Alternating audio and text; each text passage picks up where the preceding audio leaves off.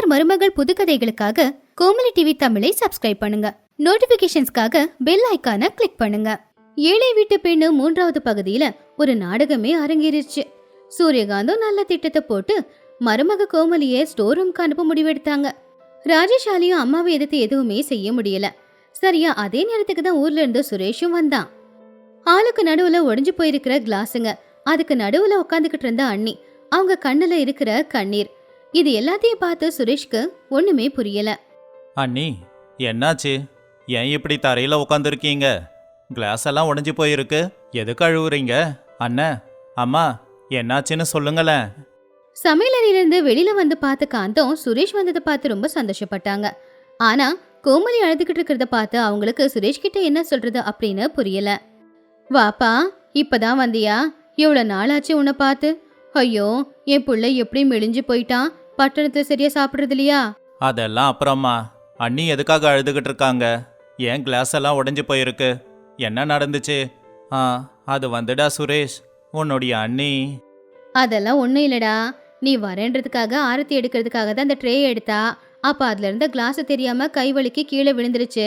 பாவம், ஏழை வீட்டு பொண்ணுல்ல, இந்த மாதிரி திடீர்னு கண்ணாடி கிளாஸ் கீழே விழுந்து உடைஞ்சதுல அவ அழுதுகிட்டு இருக்கா.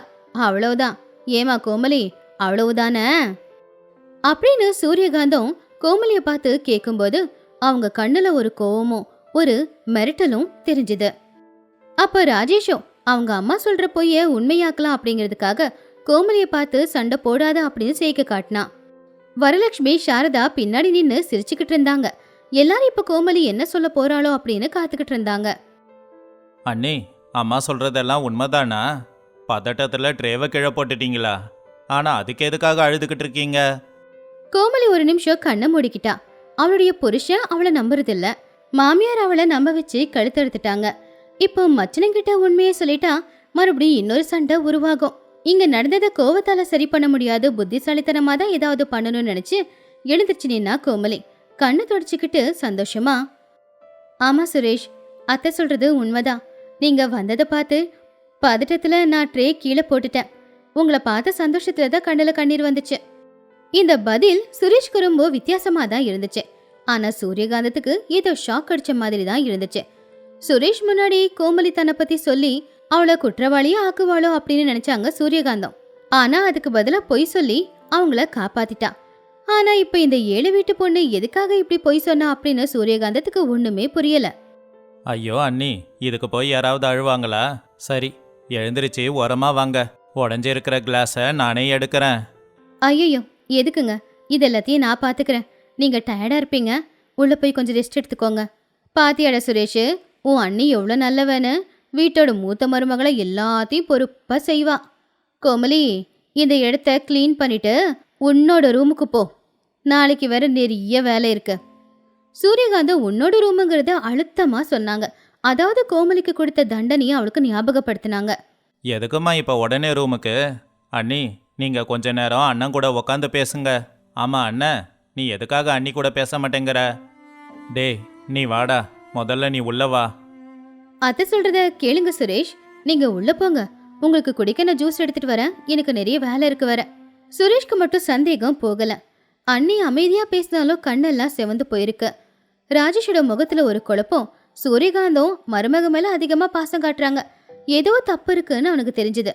சரிங்க அண்ணி, பாத்துக்கோங்க அப்படின்னு சொல்லி சுரேஷ் ஹால்ல எல்லார் கூடவும் போய் உட்காந்து பேசிக்கிட்டு இருந்தான்.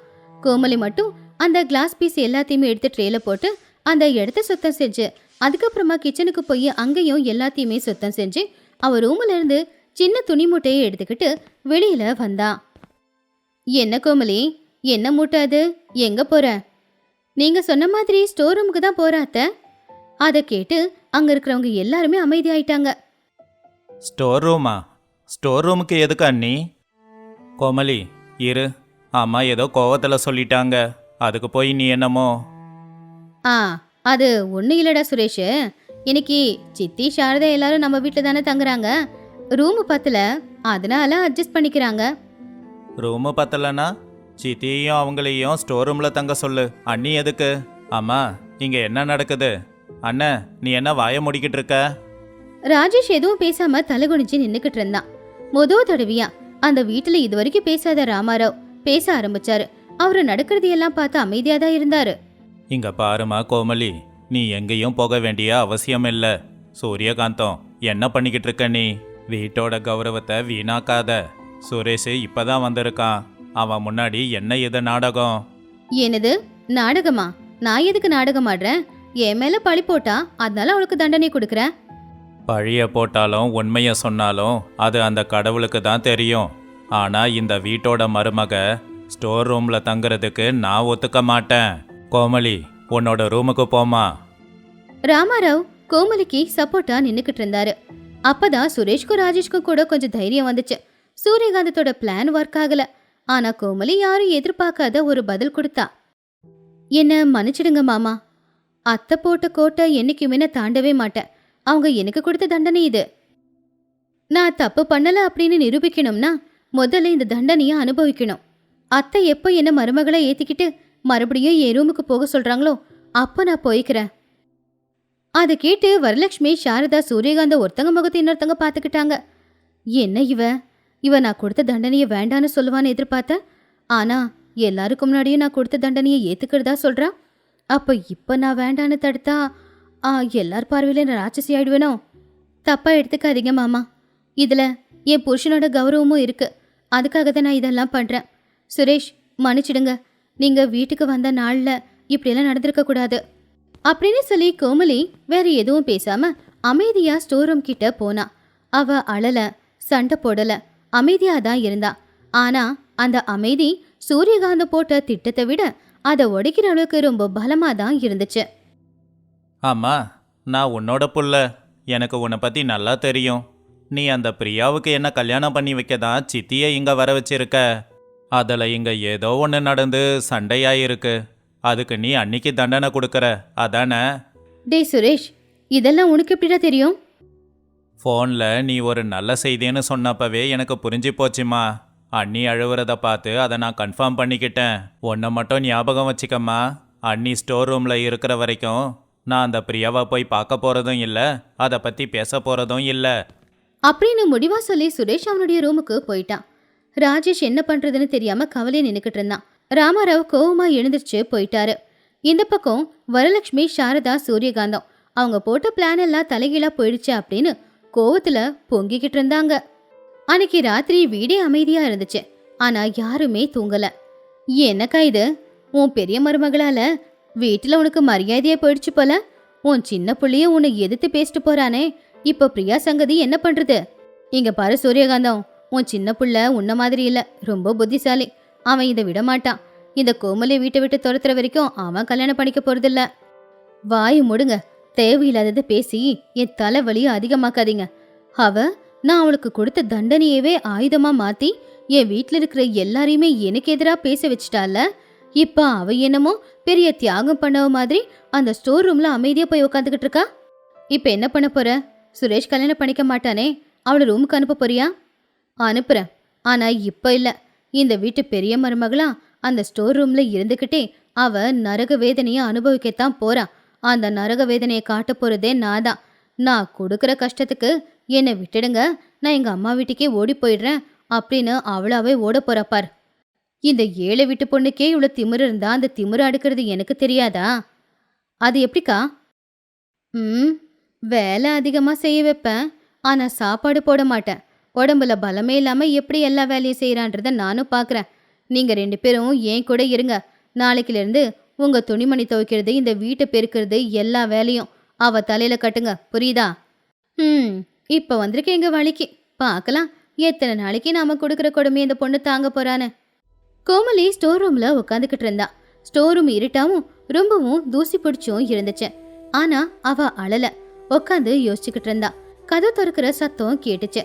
தலை குனிஞ்சுக்கிட்டே ராஜேஷ் ரூம்குள்ள வந்தான். கோமலி, கோமலி, என்ன மன்னிச்சிடு. நான் உங்களை மன்னிச்சிடுவேன், நீங்க மன்னிப்பீங்களா? பொண்டாட்டியோட உண்மையை உங்களால புரிஞ்சிக்க முடியலல்ல? என்னோட நிலைமைய கொஞ்சம் புரிஞ்சுக்க கோமலி. அம்மா தான் என்னுடைய உயிர். அவங்க சொல்றத தாண்டி நான் எதுவும் செய்ய மாட்டேன். அம்மா என் பணத்தை தான் நீ பாப்பேன்னு சொன்னப்போ எனக்கு என்ன பண்றதுன்னே புரியல. தயவு செஞ்சு வா, நம்ம ரூமுக்கு போலாம். இங்க பூச்சி எல்லாம் இருக்கும், இங்க எப்படி தூங்குவ? வேண்டாங்க, இப்போ உங்க ரூமுக்குள்ள நான் வந்தனா அது அத்தையை மீறி நான் சண்டை போட்டு எதை சாதிச்ச மாதிரி இருக்கும். அந்த எண்ணத்தை அவங்களுக்கு நான் கொடுக்க விரும்பல. இப்போ நீ என்ன பண்ணலான்னு நினச்சிக்கிட்டு இருக்க? உங்க அம்மா சொல்ற மாதிரி நான் எந்த தப்பும் பண்ணல. ஆனா தப்பே பண்ணாம அவங்க கொடுக்குற தண்டனையை நான் அனுபவிக்கிறேன். அதுக்கு ஒரு காரணம் இருக்கு. நான் தப்பு பண்ணலைங்கிறதுக்கு நிரூபிக்கிறதுக்கான வாய்ப்பு இது. நீங்க எனக்கு ஒரு உதவி மட்டும் செய்யுங்க. என்ன கோமலி, என்ன செய்யணும்? என்ன நம்புங்க. உங்க அம்மா கிட்ட சண்டை போடுங்க அப்படின்னு சொல்ல மாட்டேன். ஆனா மனசுக்குள்ளேயாவது பொண்டாட்டி நல்லவன்னு நம்புங்க. என் பொண்டாட்டி தப்பு பண்ணல, அவ தப்பானவ இல்ல அப்படின்னு நம்புங்க போதும். அந்த தைரியம் எனக்கு போதும். ராஜேஷ் தன்னுடைய பொண்டாட்டி கண்ணை பார்த்தான். அந்த கண்ணுல உண்மையை தவிர வேற எதுவுமே தெரியல. அவனும் வேற வழி இல்லாம சரி அப்படின்னு சொல்லிட்டு அங்கிருந்து போயிட்டான். மறுபடியும் ஸ்டோர் ரூம்ல கோமலி தனியா தான் இருந்தா. சூரியகாந்த் அவங்க ரூம்ல இருந்து ஹால்ல வந்து உட்காந்துக்கிட்டு இருந்தாங்க. ராத்திரி எல்லாம் தூங்காம என்ன பண்ணலாம் அப்படின்னு திட்டம் போட்டுக்கிட்டு இருந்தாங்க. கோமலி அந்த ஸ்டோர் ரூம்ல தூங்க முடியாம குளிர்ல நடுங்கிக்கிட்டு அவங்க காலில் வந்து விழுந்த மன்னிப்பு கேட்பான்னு எதிர்பார்த்தாங்க. ஆனா வீடு அமைதியா இருந்துச்சு.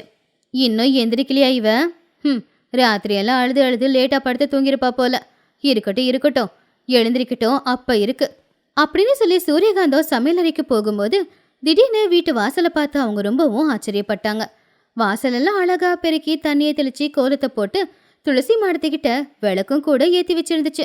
என்ன இது, இந்த வேலை எல்லாத்தையும் யார் செஞ்சாங்க அப்படின்னு சூரியகாந்த சமையலறைக்குள்ள போய் பார்த்தா அதுக்குள்ள கோமலி குளிச்சுட்டு ஈர முடியோட அழகா புடவைய கட்டிக்கிட்டு எல்லாருக்காகவும் காஃபிய போட்டுக்கிட்டு இருந்தா.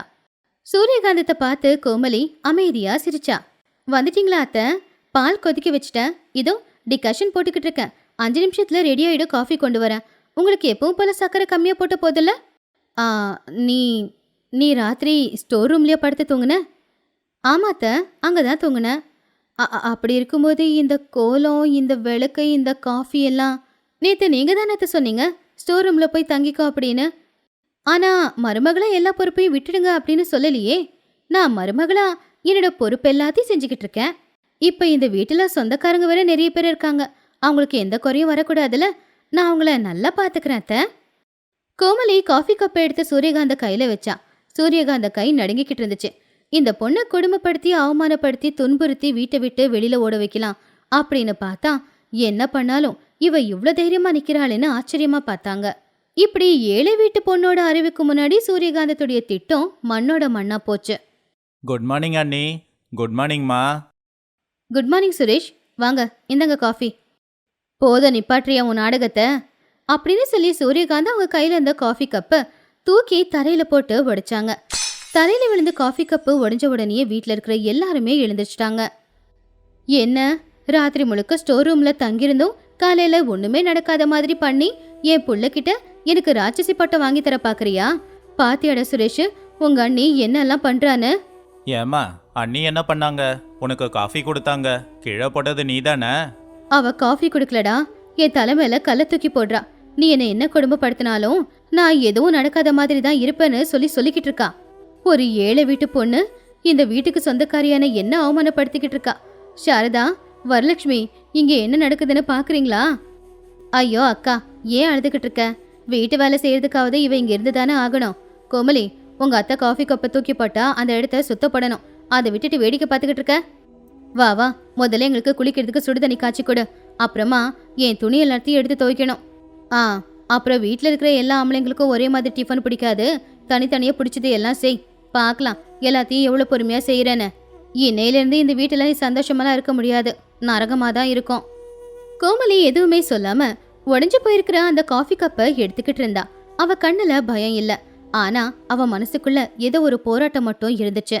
வீட்டில் இருக்கிற 3 ஆம்பளைங்க, ராமாராவ், ராஜேஷ், சுரேஷ், இவங்க எல்லாரும் பார்த்துக்கிட்டு இருக்கும் போதே அந்த வீட்டில் இருக்கிற 3 பொம்பளைங்க கோமலியை படாத பாடு படுத்திக்கிட்டு இருந்தாங்க. அடுத்து என்ன நடக்க போகுதுங்கிறத அடுத்த பாட்டில் பார்க்கலாம்.